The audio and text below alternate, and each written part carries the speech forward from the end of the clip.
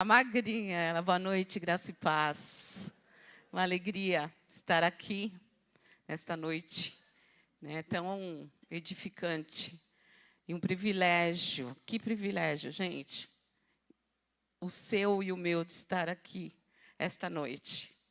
Porque nós estamos tendo a oportunidade de ouvir, através de uma mulher que se dedicou a vida dela toda, desde o dia que ela conheceu o Senhor, a pregar todos os dias a palavra do Senhor. E, como o Osmar disse, essa ministração mesmo fui eu que estava assistindo nesses momentos de 2 semanas que eu não passei muito bem, e ela foi minha companheira, foi minha companheira ali, de manhã, de tarde e de noite. E para mim é uma honra, alegria, porque você faz parte da minha história, de vitórias, de fé, de tudo que Deus tem feito. Que essa casa é sua, que aquilo que o Senhor já colocou no seu coração, nós estamos aqui totalmente abertos para receber. E não só para receber, mas para praticar a palavra e viver. Que seja assim. Vamos estender as mãos aqui? Pai, obrigado pelo privilégio que nós estamos tendo nesta noite. Que presente, Senhor, que Tu trouxeste a nós. Pai, usa Tua filha, Senhor, neste local onde os irmãos estão reunidos em Teu nome, Pai. E a plena liberdade do Espírito Santo, para Tu operares o milagre que quiseres na nossa vida, através da Tua filha, através da palavra que Tu já colocaste no coração dela.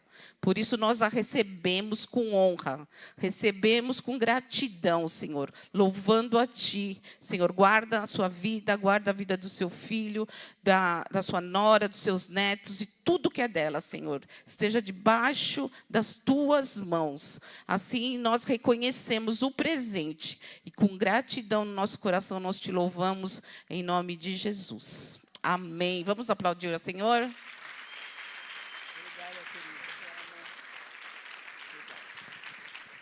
Graça e paz, irmãos. Quando nós começamos a leitura da Bíblia, somos levados a começar pelo princípio. E quando nós chegamos lá no princípio, o nome do princípio em hebraico é Bereshit. É o primeiro livro da Bíblia, é o Gênesis. Lá está escrito assim: no princípio, Gênesis 1, versículo 1. No princípio, criou Deus os céus e a terra. Eu queria que vocês usassem a imaginação de vocês e entrassem lá, quando Deus começou. Aí diz assim: a terra, porém, era sem forma e vazia. Havia trevas sobre a superfície do abismo, e o Espírito de Deus pairava sobre a superfície das águas. Então você vê assim, a terra não tinha forma. Era vazia. Você já imaginou o que é terra vazia? Havia trevas sobre a superfície do abismo. Mas o Espírito de Deus pairava sobre a superfície das águas. Este verbo pairar, aí, ele dá a impressão de alguém que está, assim, tomando conta, para nada acontecer lá embaixo. Mas o que é que tinha lá embaixo? Era o caos. Não tinha nada. Vazio, trevas. E Deus diz: haja luz, e houve luz. Então você vê que o que vai entrar nesse caos é a palavra, é o verbo. E quando o verbo entra, a palavra entra, o caos se dissipa e começa o cosmos, começa a criação com a palavra. com a palavra.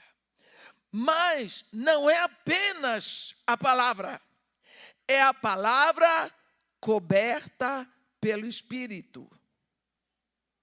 Se o que eu estou dizendo, você não entender, levanta a mão, que eu repito 10 vezes até você entender. É a palavra coberta pelo Espírito. O Espírito sozinho cobria o caos, nada aconteceu. Quando vem a palavra, o caos termina, começa o cosmos, começa a criação. Entendido isso? Agora vamos para o Novo Testamento. Lá no início do Novo Testamento, lá no Evangelho de Jesus segundo Lucas, está escrito que o anjo Gabriel, no capítulo 1 do Evangelho de Jesus segundo Lucas, está escrito: no 6º mês foi o anjo Gabriel enviado da parte de Deus para uma cidade da Galileia chamada Nazaré, a uma virgem desposada com certo homem da casa de Davi, cujo nome era José. A virgem chamava-se Maria. A Bíblia está dizendo que ela era desposada. Quer dizer, ela já tinha assinado o documento chamado Ketubá. José já havia pago o dote e aquele documento que eles assinaram valia por certidão de casamento, mas o casamento não tinha se consumado porque José não a tinha levado para casa. Assim se fazia o casamento hebraico naquela época. Então, ela era desposada com José. Entrando o anjo onde ela estava, disse: alegra-te, muito favorecida, o Senhor é contigo. Ela, porém, ao ouvir esta palavra, perturbou-se muito e pôs-se a pensar no que significaria aquela saudação. Mas o anjo lhe disse: Maria, não temas, porque achaste graça diante de Deus, eis que conceberás e darás à luz um filho, a quem chamarás pelo nome de Jesus. Este será grande e será chamado Filho do Altíssimo. Deus, o Senhor, lhe dará o trono de Davi, seu pai. E ele reinará para sempre sobre a casa de Jacó, e seu reinado não terá fim. Então, disse Maria ao anjo: como se fará isso?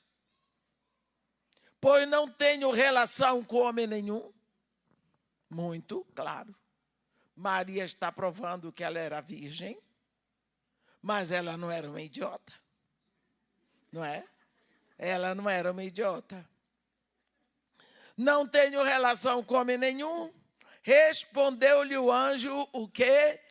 Descerá sobre ti o Espírito Santo, e o poder do Altíssimo te envolverá com a sua sombra. Olhe, agora você vai ver a outra figura. A primeira figura era a terra sem forma, vazia, trevas sobre a superfície do abismo e o Espírito Santo pairando aqui. Agora a terra está aqui, é um ventre virgem que nunca foi tocado. A palavra vem sobre esta terra, sobre este ventre. Não acontece nada. Quando o Espírito Santo cobrir, aí vai acontecer. O que o anjo está dizendo para ela é o seguinte: tudo isso pode acontecer. Só vai depender de ti. O que é?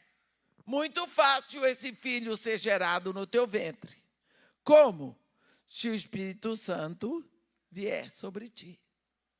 Ela diz, então, já é assim, eis aqui a serva do Senhor.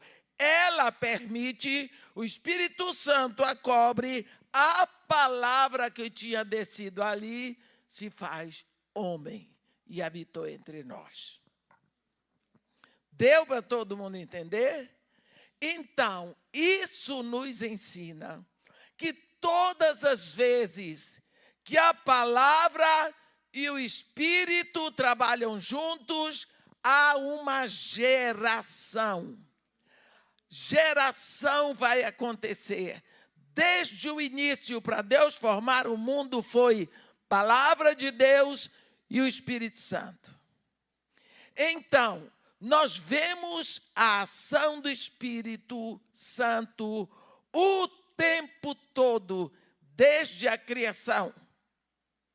Quantas vezes nós sabemos que no Antigo Testamento o Espírito Santo não era muito mencionado.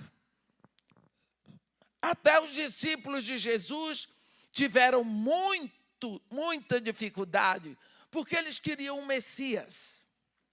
Eles estavam numa época em que Israel estava oprimido, sob o jugo do Império Romano e da dinastia dos Herodes. Então, eles queriam um Messias, como o rei Davi. Eles queriam um filho de Davi, o descendente de Davi, que ia ocupar o trono de Davi e ia fazer tudo o que Davi fez, que Davi colocou Israel no topo das nações. Então, eles tinham certeza que quando o Messias de Israel chegasse, ele ia destronar os Herodes, ia arrebentar e acabar e humilhar o Império Romano. Era esse o Messias que eles queriam. E eles queriam tanto o Messias, e o Messias estava ali, e eles não percebiam. Mas quando nós vemos que durante o Antigo Testamento, ninguém tinha aproximação ao ministério do Espírito Santo, mas era o Espírito Santo que vinha e que soprava a profecia nos profetas. Mas ele não ficava na terra. A expressão que vem daquela pomba que Noé soltou, que ela foi e se demorou um pouco e voltou à tardinha, trazendo no bico uma folha de oliveira, significa o Espírito Santo vindo, enchendo um profeta e voltando novamente, porque ele não podia ficar na terra. Por que o Espírito Santo não podia ficar na terra? Os próprios profetas queriam o Espírito Santo na terra. Queriam o ministério do Espírito Santo. Eles queriam aquilo que nós temos hoje. Mas você vê, inclusive, a oração do profeta Jeremias, quando ele diz: ó esperança de Israel e redentor seu no tempo da angústia. Por que serias entre nós como estrangeiro na terra, ou como viandante que se desvia para passar a noite? Está em Jeremias 14, versículo 8. Quer dizer, por que você não fica? Tem até um hino que canta, Divino Companheiro, né? Fica, Senhor. Porque queriam o Espírito Santo na terra, mas não era a hora do ministério do Espírito Santo. O ministério do Espírito Santo só seria depois que Jesus fosse glorificado. Isso está enunciado nas festas do Senhor. Mas deixa eu dizer, lá no capítulo 6 do Evangelho de Jesus Cristo segundo João, a Bíblia fala sobre o último dia na festa dos tabernáculos, não é? A Bíblia diz que naquela hora, os judeus, na festa dos tabernáculos, eles botavam assim um palanque e botavam em volta do palanque muita areia e botavam um cântaro ali. Tinha determinado momento, segundo a liturgia da festa dos tabernáculos, em que o sacerdote saía de lá todo paramentado, aí ele vinha, pegava o cântaro e o povo seguia num processional até o tanque de Siloé. Aí chegava no tanque, ele enchia o cântaro de água e voltava, e o povo atrás naquele processional. Quando chegava no palanque, ele subia, e quando ele derramava aquela água sobre aquela areia seca, o povo gritava, jubilava, porque eles achavam que que eles lembravam que aquilo era porque Deus supriu a sede do povo no deserto. E quando chegou na hora que o sacerdote fez isso, o povo olhando e vendo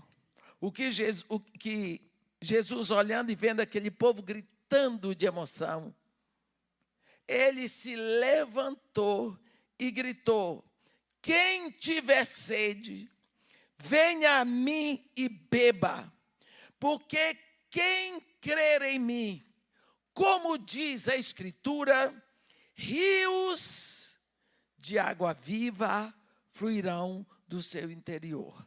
Aí João explica, isto ele diz em referência ao Espírito Santo, que havia de ser dado àqueles que nele crescem, pois o Espírito não tinha sido ainda dado, porque Jesus não tinha sido glorificado. Então, para que o Espírito Santo fosse dado, era preciso que Jesus antes fosse glorificado. Certo?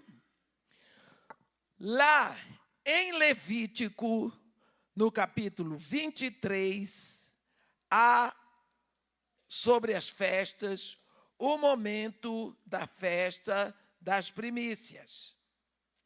E na festa das primícias, nós sabemos assim, que Jesus Cristo morreu na Páscoa, ressuscitou nas primícias e 40 dias depois da sua ressurreição, ele sobe ao céu. Depois de 10 dias, o Espírito Santo desce. Então, Pentecostes é 50 dias depois das primícias. Quando você lê essa conta, porque às vezes a gente olha, conta, mas não leva a sério. Olha o que está escrito em Pentecostes, a partir do versículo 15, está escrito: contareis para vós outros desde o dia imediato ao sábado. Qual é o dia imediato ao sábado? É o domingo. Desde o dia em que trouxerdes o molho de oferta movida, que é primícias. 7 semanas inteiras serão, né? Até o dia imediato ao 7º sábado, contareis 50 dias, porque são 7 semanas. 7 vezes 7 são 49. O dia imediato, 50. Então, Jesus Cristo ressuscitou, porque ele é a primícia, o primogênito dos mortos.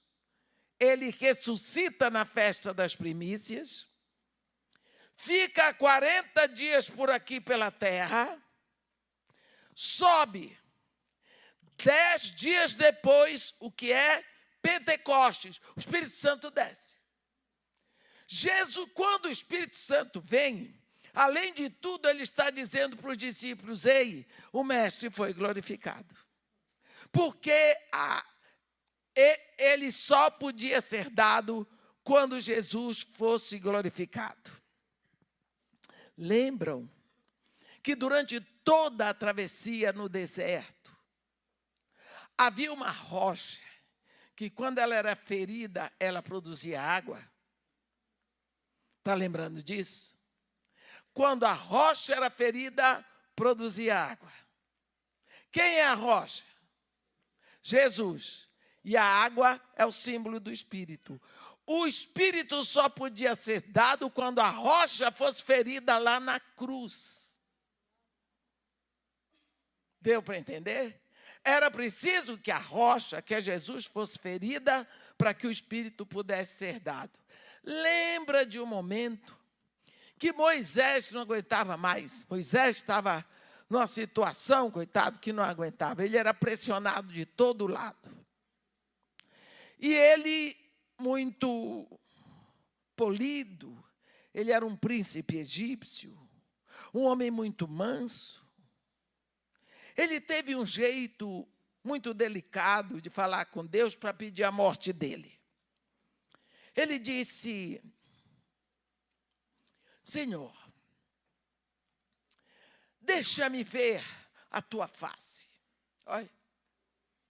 Ele sabia que se visse a face de Deus, morria. Então, se ele fosse que nem eu, dizia assim, eu quero morrer. Mas ele não, ele era polido. Aí Deus olhou para Moisés, coitado, sabia que Moisés não estava mais aguentando. E disse para ele, olha Moisés, vem, sobe a mim. Eu não quero ninguém contigo, só nós dois. Nem animal por perto, ninguém. Só nós dois. Quando Moisés subiu, Deus não deixou nem ele chegar no lugar, disse para ele, Moisés, bem junto a mim há um lugar. Junto a mim.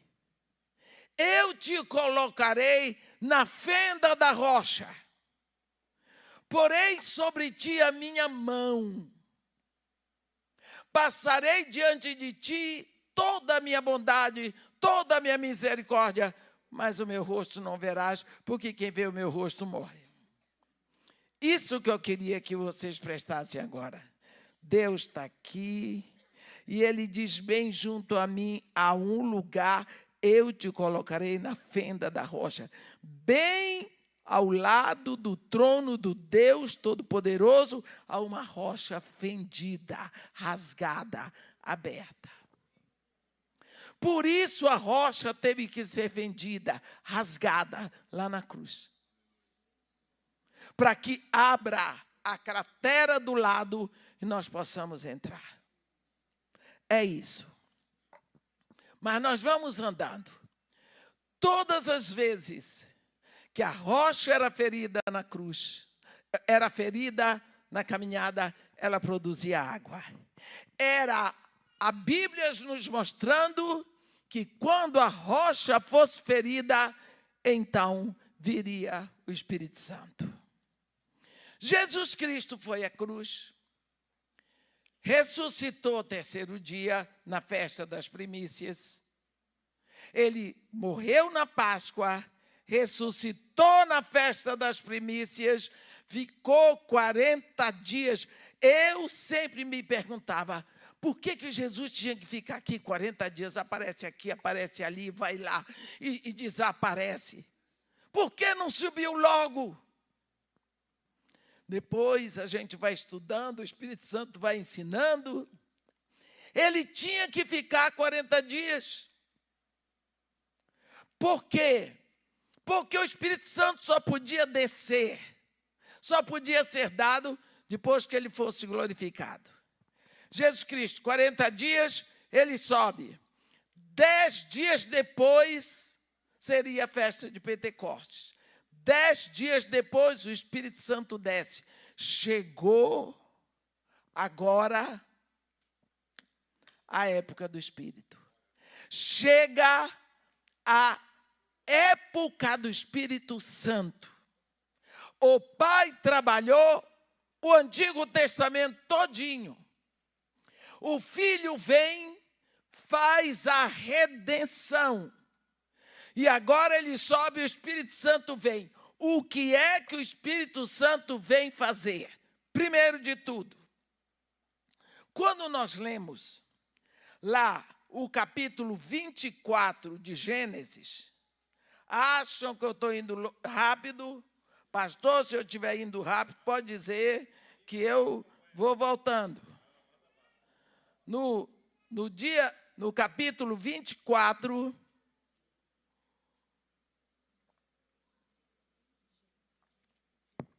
também vocês, se virem que eu estou indo, vocês podem dizer, irmã, desculpa, mas estou boiando.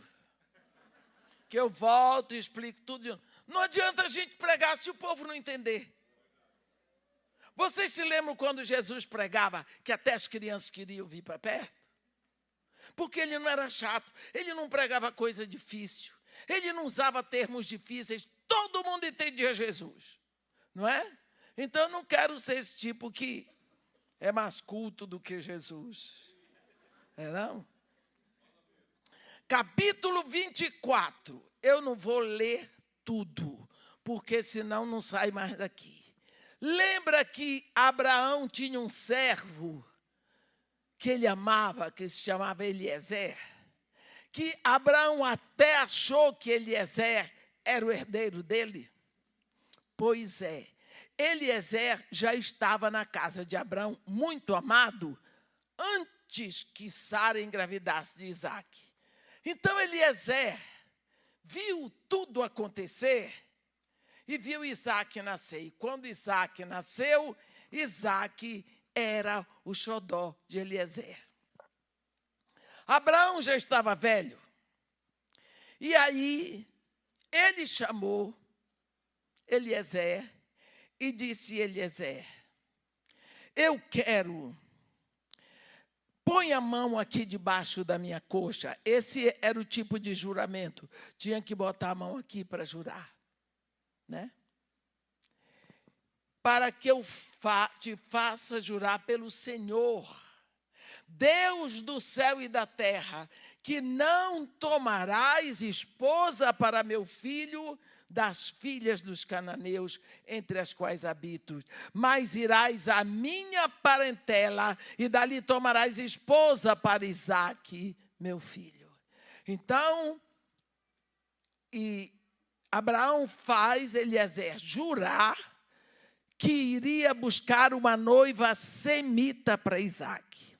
Depois de algumas coisas, Isaque tomou 10 camelos de Abraão, roupas festivais e joias, e desceu. Chegou lá, entre tantas coisas, ele consegue chegar à casa de Naor, e ele pede a mão de Rebeca em casamento, para ela ser a esposa de Isaque. Primeiro de tudo, ela nunca tinha ouvido falar de Isaque. Ela não conhecia Isaque. Quem conhecia era Eliezer. Mas ela aceitou ser noiva para casar com Isaque, sem conhecê-lo. Ele, então, paga o dote para a família, e para ela ele deu joias.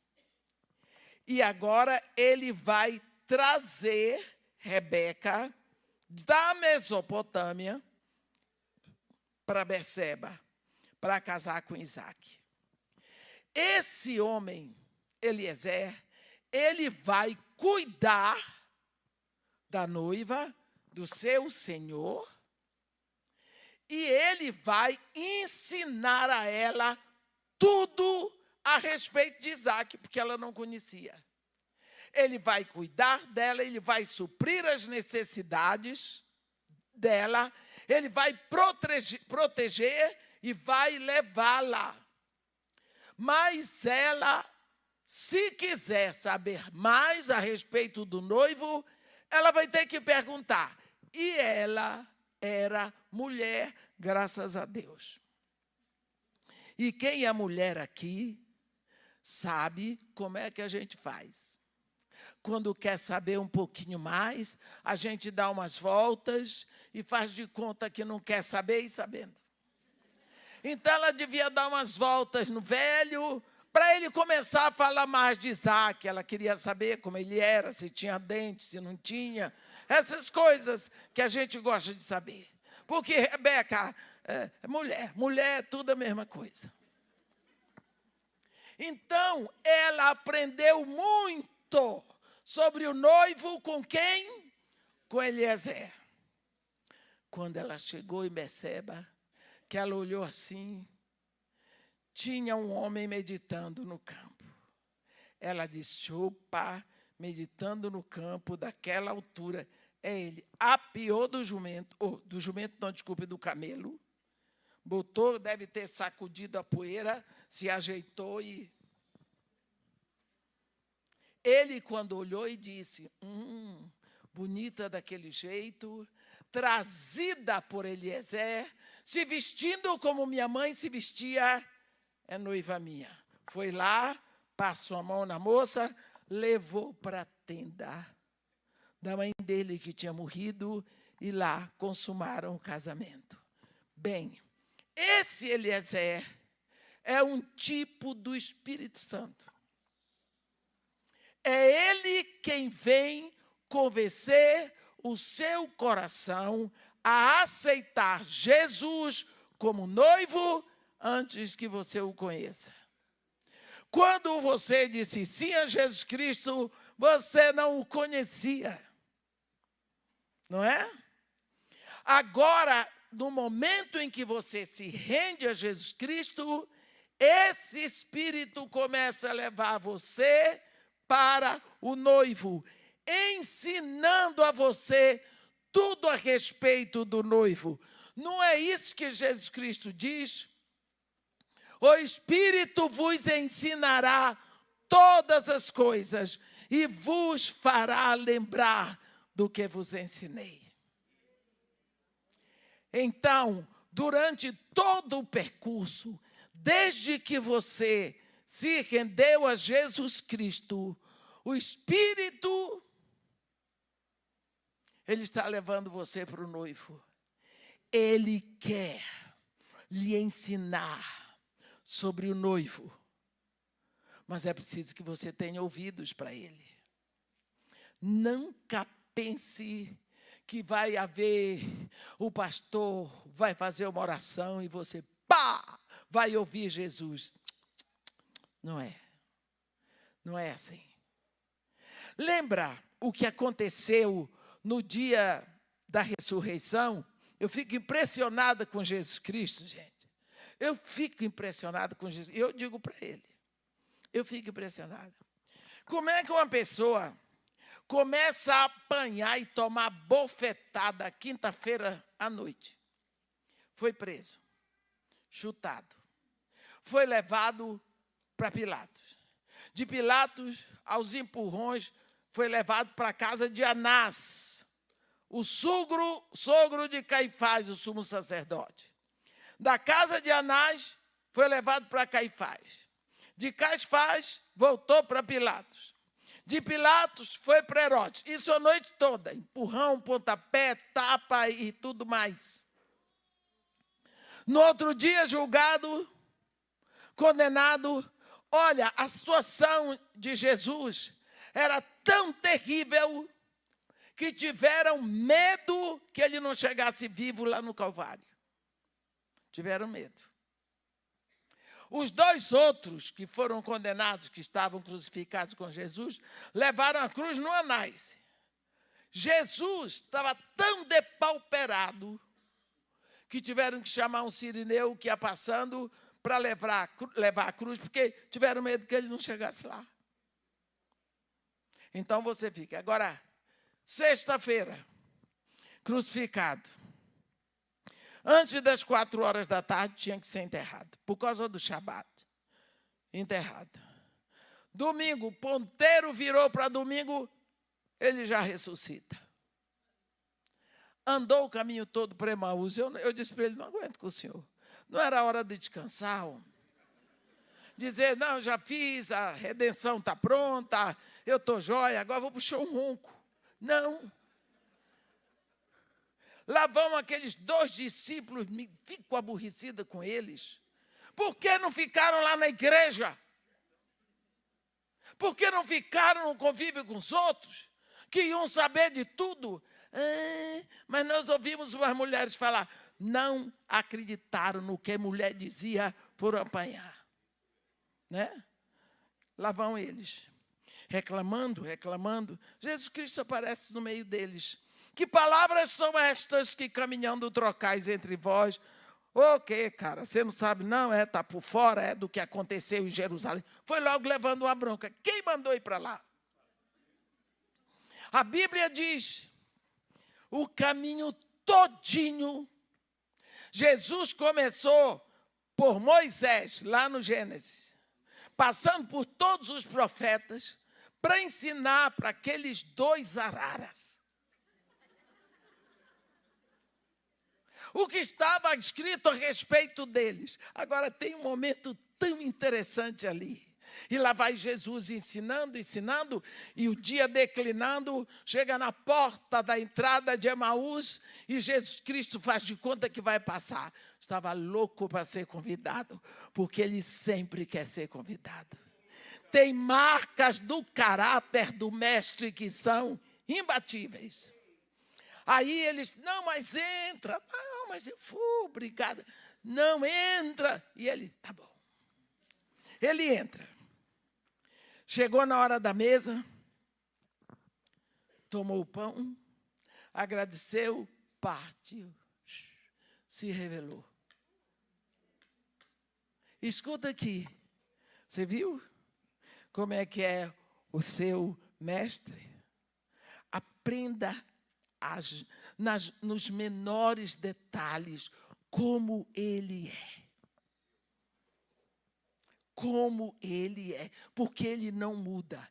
Ele se deu o trabalho de andar o domingo todo com aqueles 2 discípulos, mas só se revelou quando eles se assentaram com ele à mesa. Se você quer que Jesus Cristo se revele a você, sente com ele à mesa.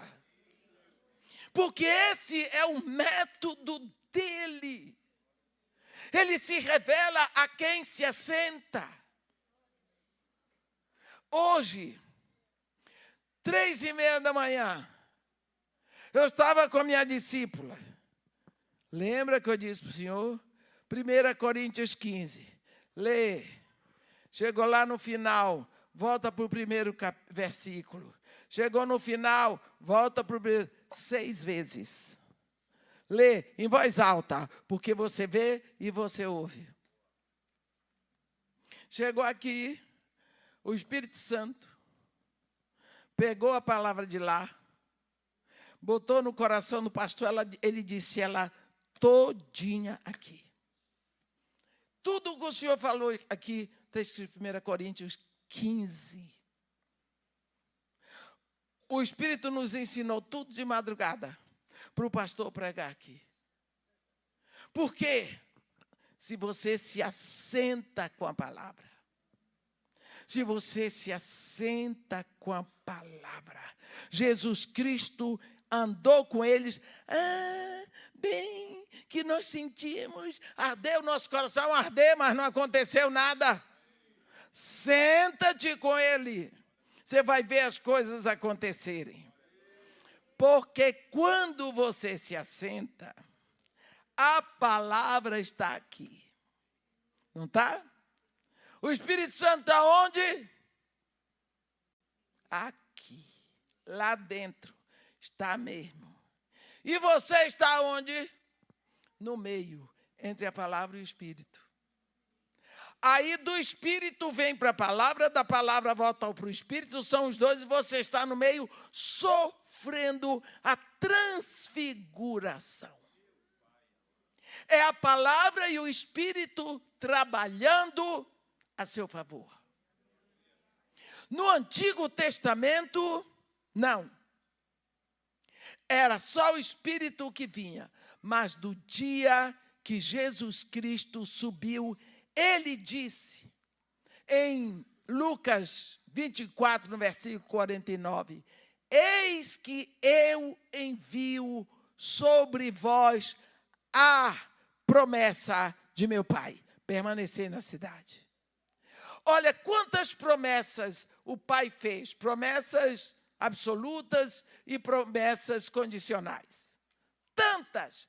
Mas quando Jesus fala do Espírito Santo, ele diz: a promessa de meu Pai.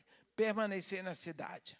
Jesus sobe, 10 dias depois, era a festa de Pentecostes. Tinha gente, tinha judeu de 19 nações que estavam fora de Jerusalém. Quando Tiago escreve a carta, lembra a quem ele se dirige? Aos que estão na dispersão.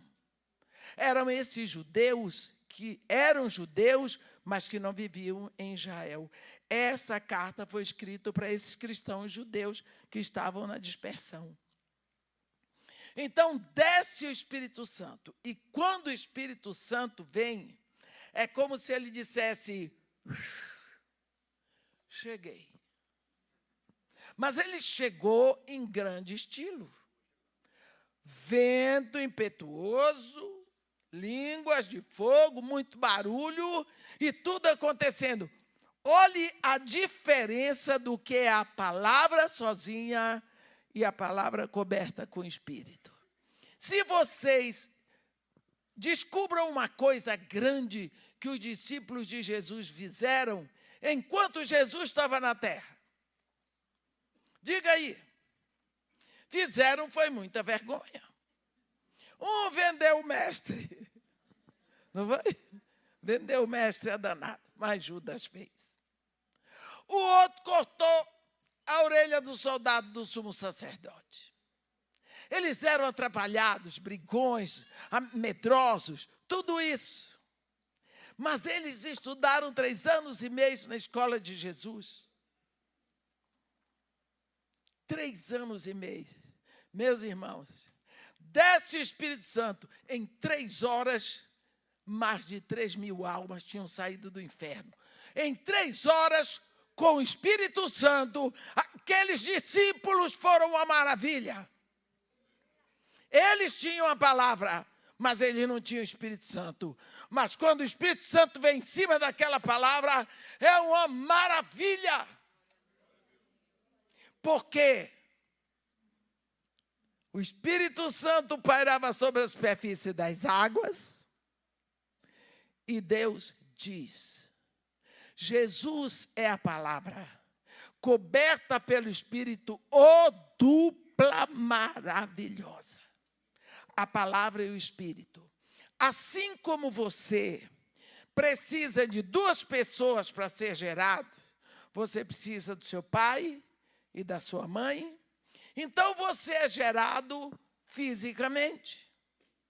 Para ser gerado espiritualmente, você precisa de 2, do Espírito e da palavra.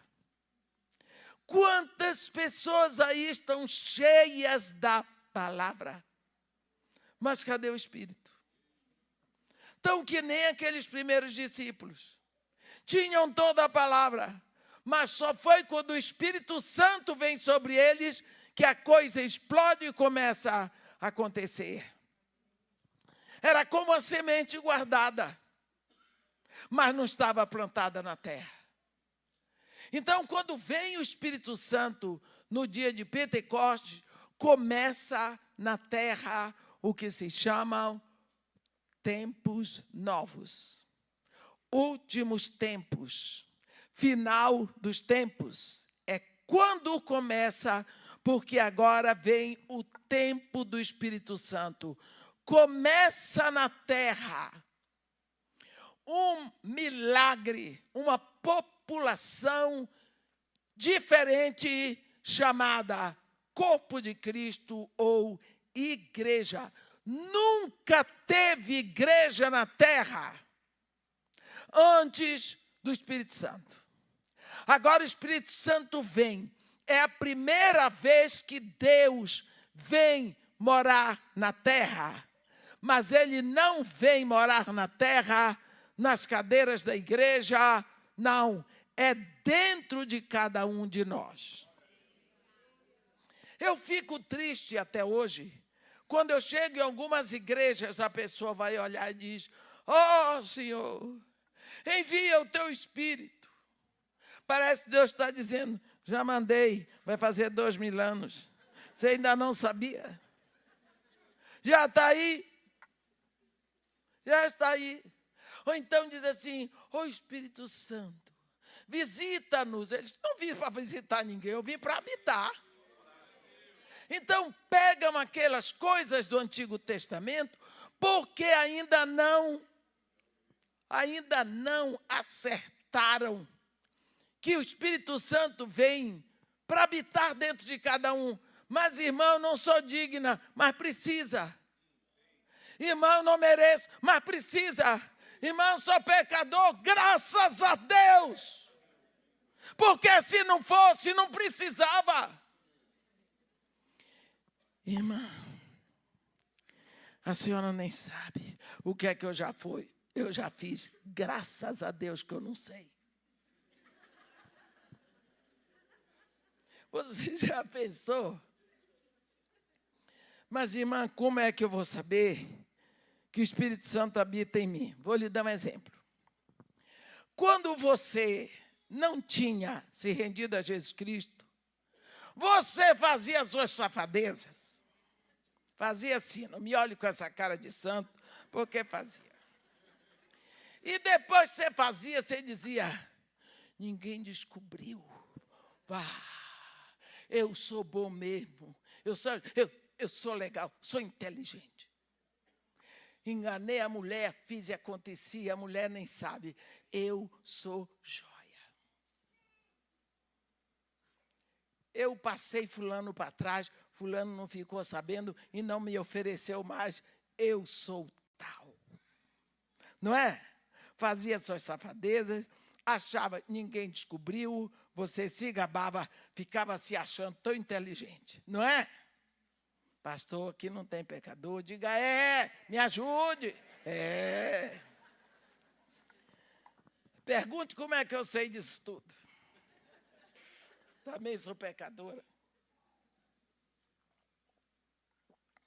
Depois, você se rendeu a Jesus Cristo. Tudo bem. Lá um dia, você vai fazer a mesma safadeza, você até faz, mas depois você não se sente um herói. Você se sente tão mal.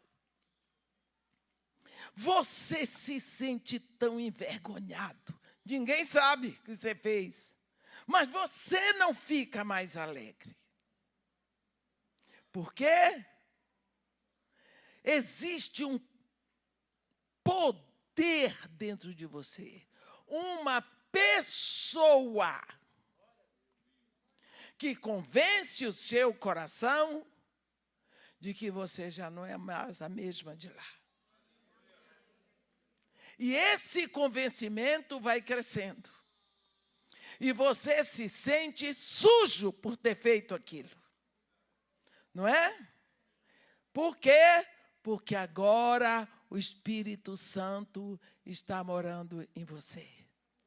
O Espírito Santo não acusa. Ele convence. Você vai cada vez mais. Vou lhe contar um testemunho. Meu marido era um homem que ele chegava comigo, ele gostava de aplicar dinheiro na bolsa de valores. Então ele dizia: como é que é? Aqui tanto para feira, tanto para supermercado, tanto para a escola do menino, luz, condomínio, era tudo eu que pagava. Eu tinha conta conjunta com ele, mas eu tinha a parte. Ele dizia: dá isso, eu dizia: dá. Aqui, ó, para o seu salão, negócio de cabelo, tudo mais. E vamos botar um pouco mais, pode aparecer alguma necessidade. Você acha que está bom aí? Tá. Então, isso daí você usa e o restante eu vou fazer o nosso pé de meia lá na bolsa. Tudo bem. Você sabia que ele não era um homem rico, ele era engenheiro da Petrobras. Quer dizer, ele tinha um salário certo, suficiente para nós vivermos. Não passávamos necessidade. Mas todos os dias o marido chegava. Oi, meu bem, que coisa boa, como foi seu dia? Eu, a santa. Tudo mais, levava o marido para o quarto. Ele ia tomar banho, o pijama dele já estava lá. Enquanto ele estava tomando banho, eu tchu na carteira dele, pegava um. Eu roubava o dinheiro da carteira do marido. Não era muito e eu não sei explicar por que eu fazia aquilo.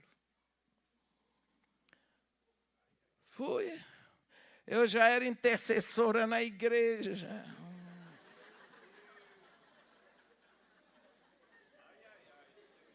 Cuidado com as intercessoras.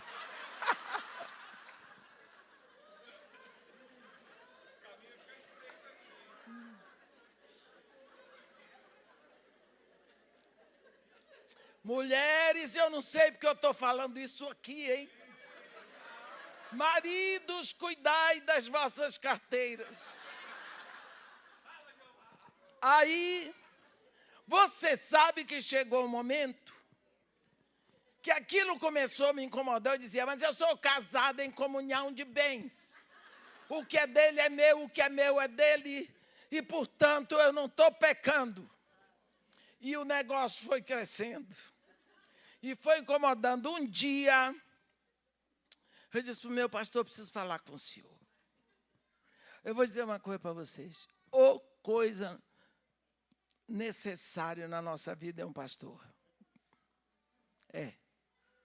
Não abra mão do seu. Eu disse, pastor, é assim. Mas, pastor, nós somos casados, somos casados em comunhão de bens. O que é dele é meu, o que é meu é dele, portanto, não estou roubando. Pastor, então por que faz escondido? Eu fiquei com tanta raiva daquele pastor. Porque é tão ruim quando alguém vem com a verdade de Deus, assim, num pecado que a gente não quer deixar. Eu estava acostumada com aquele pecado. Eu gostava dele. Se tornou um pecado necessário.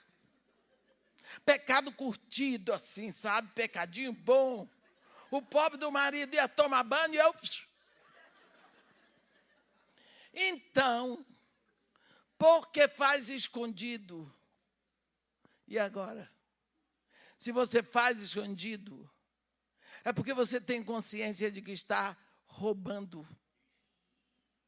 Você vai ter que pedir perdão ao marido. Eu disse, não, eu largo de fazer, mas pedir perdão é demais. Ele disse, é ele que está sendo lesado.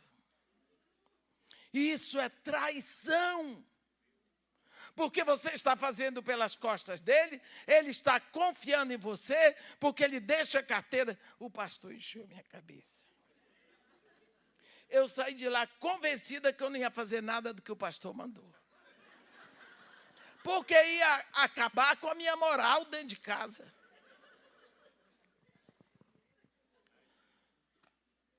Passou uma semana.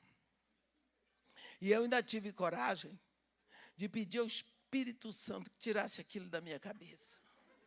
Eu pedi a Deus que me fizesse esquecer aquilo tudo. Eu prometi a Deus que eu ia deixar.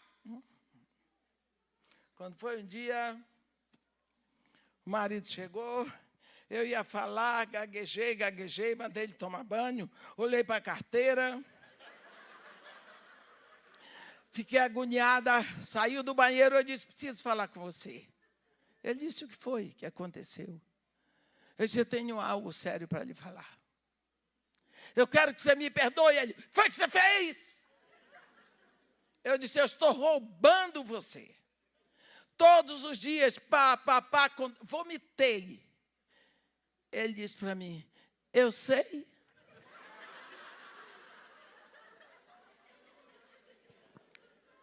Aí foi pior. Por que você nunca me disse? Ele disse, eu não compreendia. Que eu perguntava para você se o dinheiro que eu estava dando era suficiente, você dizia que era. E era. hábito feio.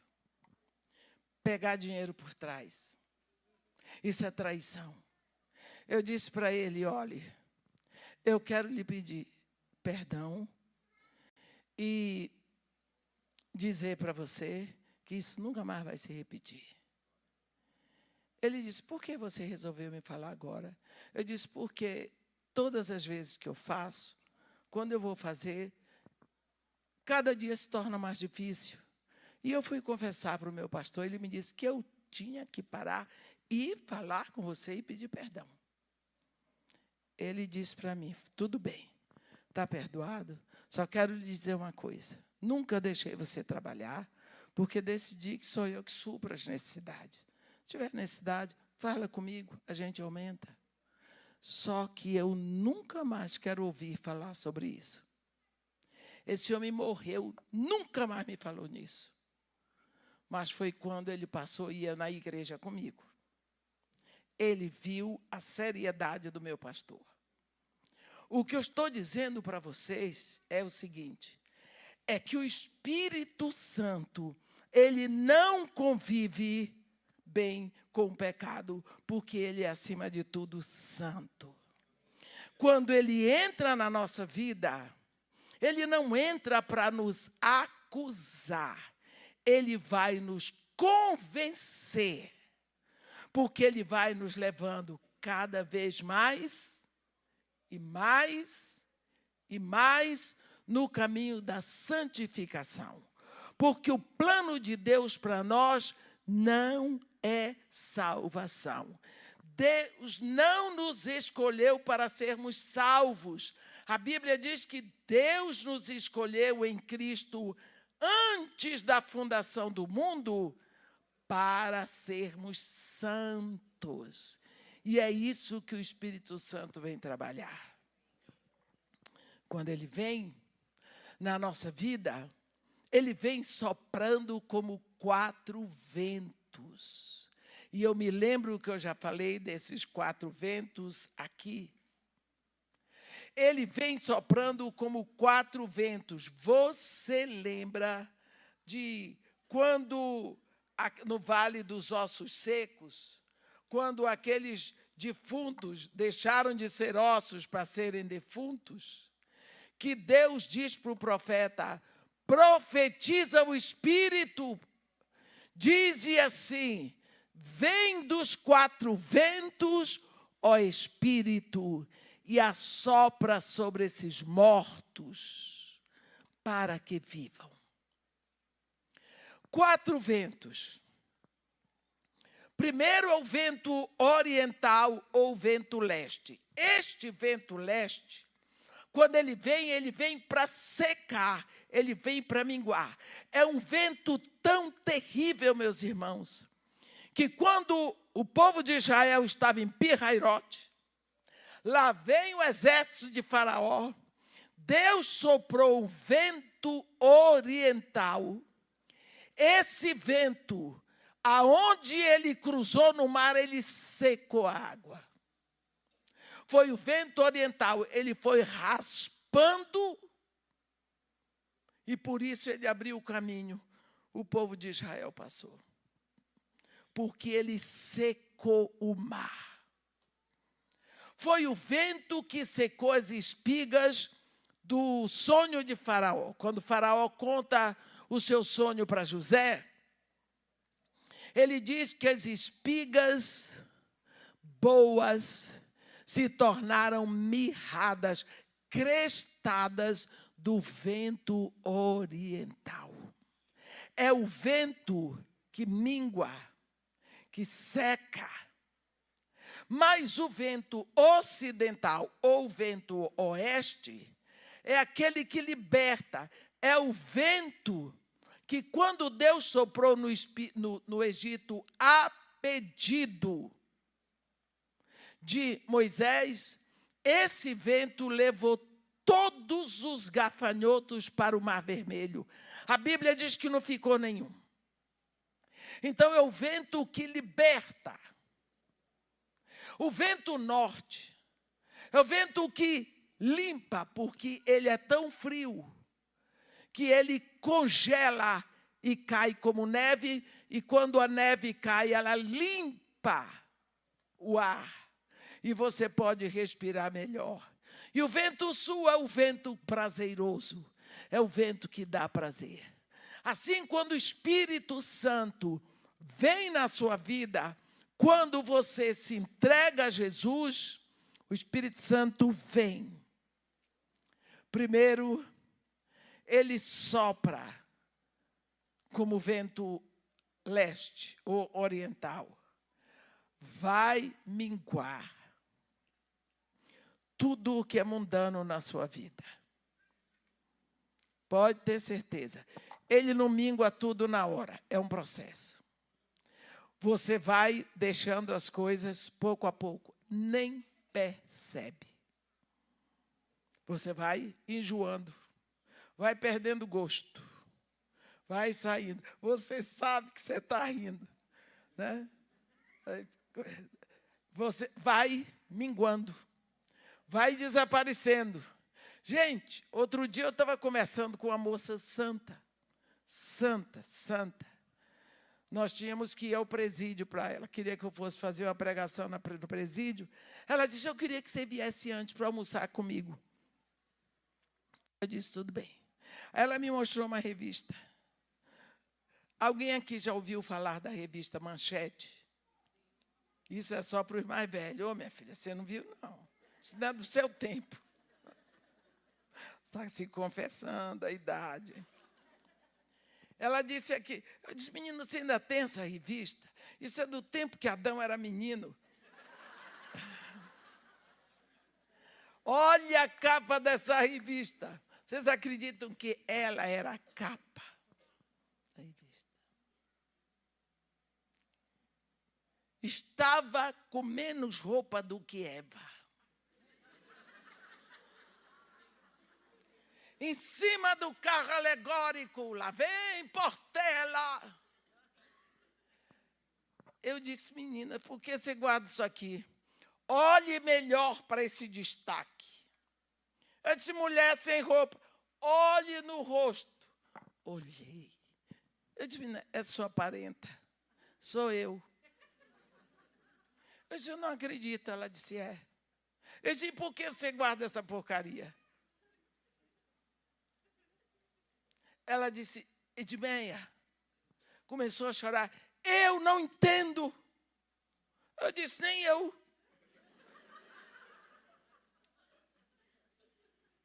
Pense. Ela disse, Edmeia, eu não posso entender que eu já fiz isso. Eu disse, nem eu. Soprou um vento oeste. Libertou. O vento, quando o Espírito começa a soprar o vento oeste, o vento ocidental, ele vai levantando gafanhoto fora. Acaba com relacionamentos pecaminosos, amigos improdutivos. Vai desaparecendo tudo, você diz, quando eu era do mundo, eu tinha mais amigos. Deus tem ciúme de você, meu irmão. Ele cuida, ele cerca. Sopra um vento ocidental que vai levando tudo longe, não fica nenhum.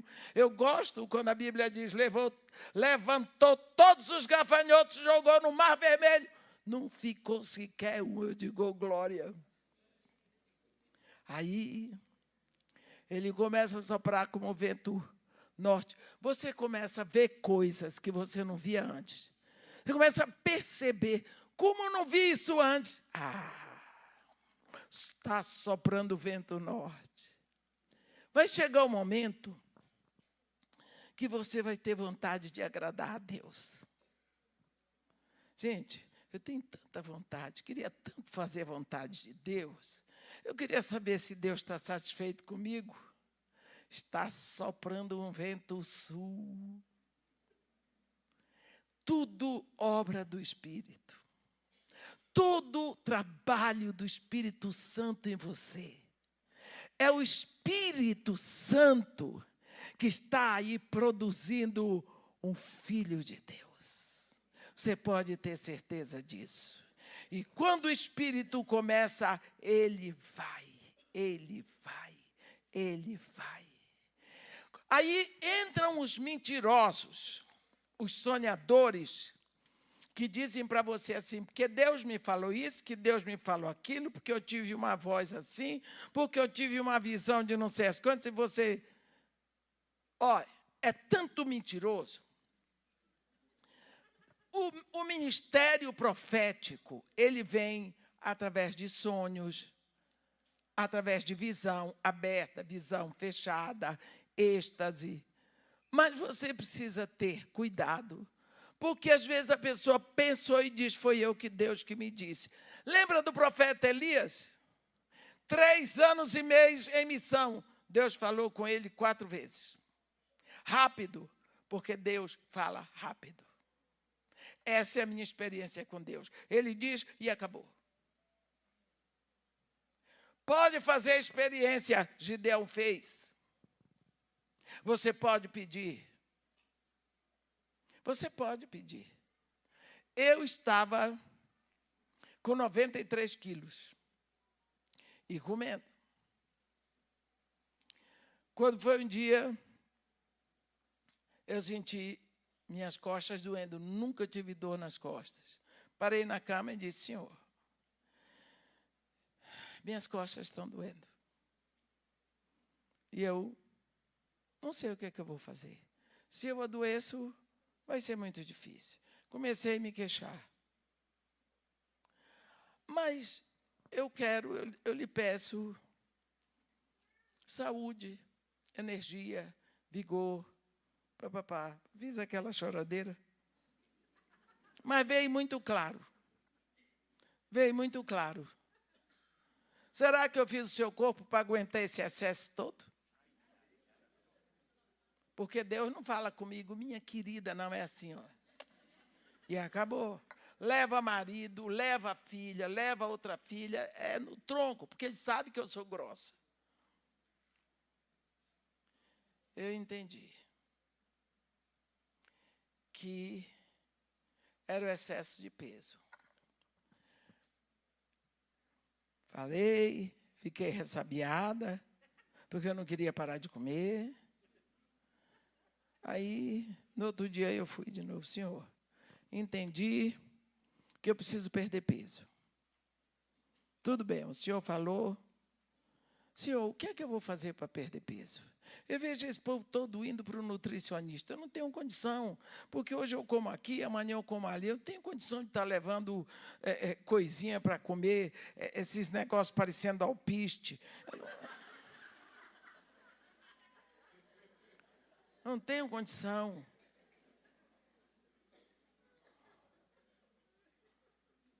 Senhor, me inspire, me ajude. O Senhor me criou.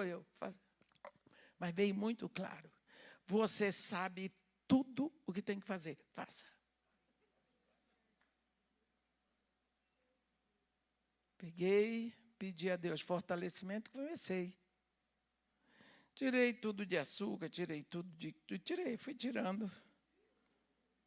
E continuei comendo o que eu posso comer.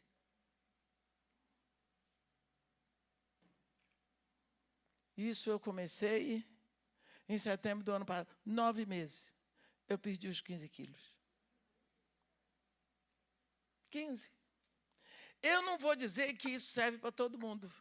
Eu estou dizendo que comigo foi assim.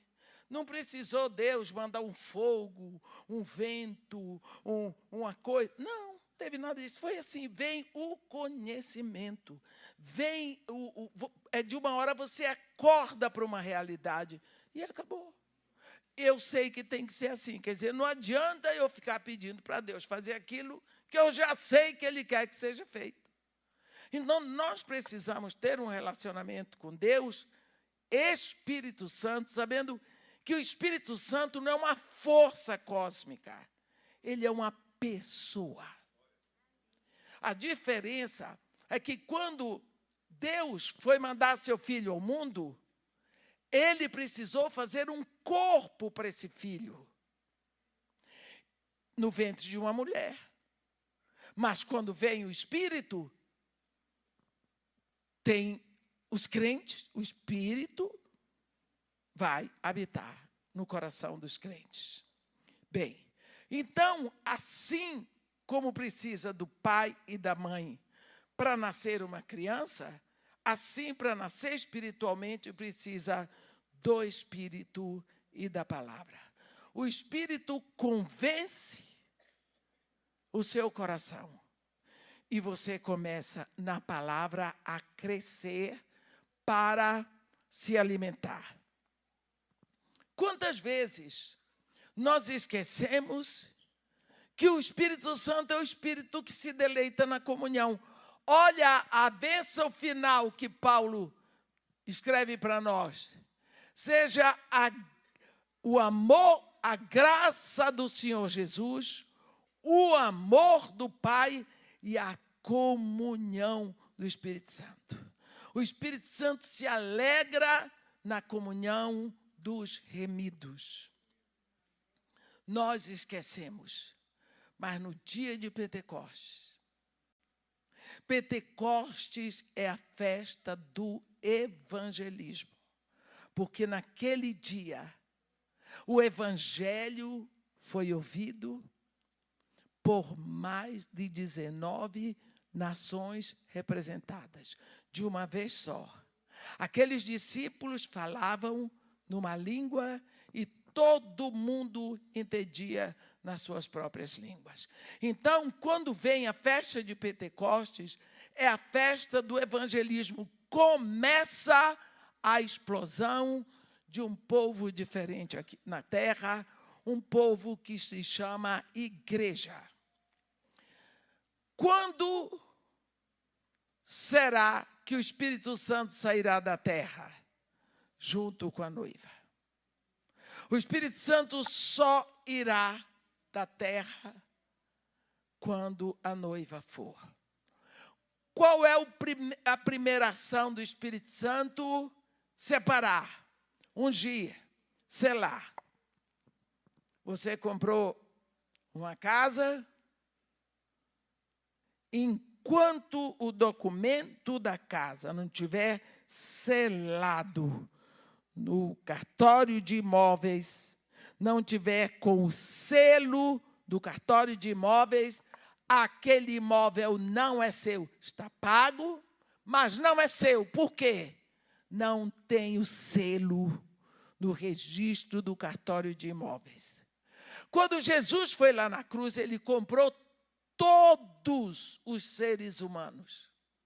Todos, entre o céu e a terra, ele gritou: tudo está consumado, tudo está comprado, o preço está pago. Daí em diante, ele sobe, a propriedade dele ficou sem selo, ficou comprada. Quando desce o Espírito, todas as vezes que você abre o coração e que você confessa Jesus como o Senhor, o Espírito Santo entra. Ele é o selo. Agora você é propriedade de Jesus, comprada e selada, porque o selo é a última etapa numa transação de compra. Então o Espírito Santo vem para selar. Olha o que Paulo nos diz em Efésios 1. Em quem vós também, tendo ouvido a palavra da verdade, o evangelho da vossa salvação, tendo nele também crido, fostes selados com o Espírito Santo da promessa, versículo 14, o qual é o penhor da nossa herança até o resgate da sua propriedade em louvor da sua glória. Deus tem em você um penhor. Você vale toda a vida do filho, mas ele lhe dá um penhor. Um penhor é só um pedaço de tudo que você vale. Quando você sair daqui, 1 Coríntios 15, Porque é necessário que o corpo corruptível se revista da incorruptibilidade e o corpo mortal se revista da mortalidade. Porque quando o corpo perecível se revestir da imperecibilidade e o que é mortal se revestir da incorruptibilidade, então se cumprirá o que está escrito: tragada foi a morte pela vitória. Onde está, ó morte, a tua vitória? Onde está, ó morte, o teu aguilhão? Porque o aguilhão da morte é o pecado e a força do pecado é a lei. Então, você está comprado? Está. Está tudo pago? Está tudo pago. Mas você não pode ser filho de Deus enquanto você não se render para receber o selo. Na hora que você se rende a Jesus Cristo e você reconhece que você é propriedade dele, você é selado. Agora, seu nome está escrito no livro da vida. Você tem vida eterna. Deus é seu Pai. Você é propriedade. O Espírito Santo vai começar a trazer você, a ensinar você. Agora, o seu Senhor é o Espírito. Amanhã vamos começar a partir daí. Mas saiba, só aqueles que estão selados estão em Cristo. E só será arrebatado quem está em Cristo. Porque o arrebatamento é só para a igreja. Aqueles que morreram em Cristo estão esperando o dia do arrebatamento. E aqueles que estão na terra também serão levados. Por isso, nós precisamos rever o nosso conhecimento sobre estar em Cristo. E amanhã vamos começar daí. Amém? Eu vou parar, que são 10h30. Eu sei que os irmãos trabalham. Eu creio que é um conhecimento do Espírito aqui me dizendo. E até amanhã. Que Deus nos abençoe e nos guarde. Amém.